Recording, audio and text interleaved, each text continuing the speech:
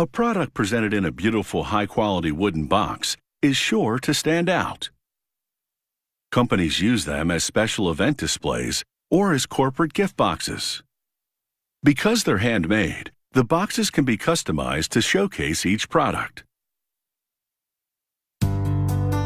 Wood gift boxes make wonderful cases for spirit bottles, collectible coins, watches, or Christmas ornaments. Not only do they display the product beautifully, they also protect the contents inside. Today, they're making a box with maple boards, which are cut on an automated saw. A mortiser's parallel blades cut square-shaped notches at the end of each plank.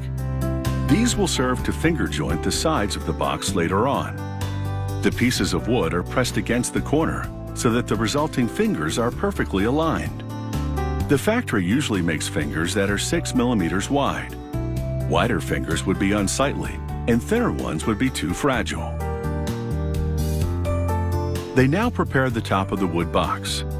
A press uses heat and pressure to stamp the company's logo on the surface of the wood. They brand the wood with a magnesium plate, heated to 840 degrees Fahrenheit. The process takes just 2 seconds. Next, they assemble the sides, interlocking the pieces manually. They use a rubber mallet to avoid damaging or denting the wood. When the 4 sides are end-to-end, they apply a small amount of wood glue on the inside of each joint. They form the corners at a 90-degree angle. Once the box is assembled, a press will finish pushing in the fingers on each joint. When the box comes out of the press, they check the square. They apply wood glue for the bottom of the box.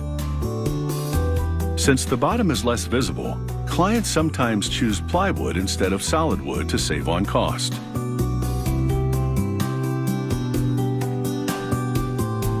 They glue a solid maple top, and the boxes go in a press for 35 minutes until the glue dries.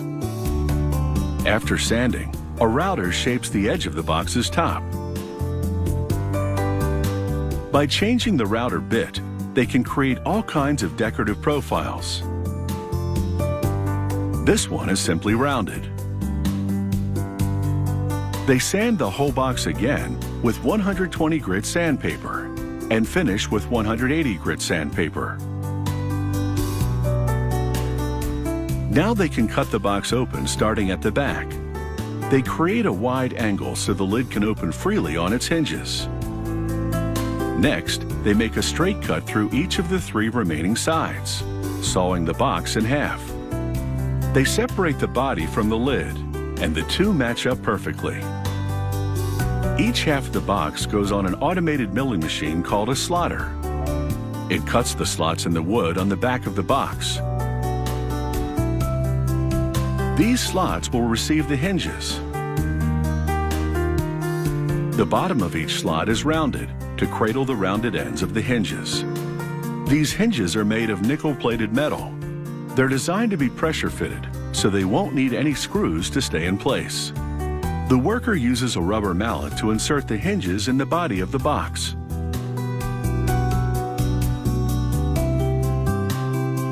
Once the hinges are aligned with the lid, he squeezes them tight, using the hammer again if necessary. The angled cut creates enough space for the hinges and helps to open the lid. They apply a coat of sealer, lightly sand the wood, and finish with a coat of lacquer. When the lacquer is dry, they install the magnetic closure in a pre-drilled hole. Another magnet goes into the lid, and that makes for a nice closing box. They stick a piece of self-adhesive felt to the bottom of the box and trim the excess. Next, they line the box with foam in order to protect its contents.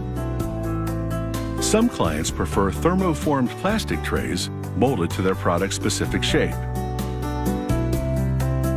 You can choose the size, shape, type of wood, color, and hardware of the box.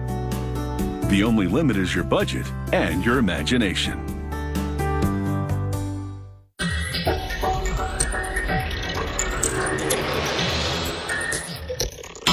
If you have any comments about the show, or if you'd like to suggest topics for future shows, drop us a line at sciencechannel.com/howitsmade.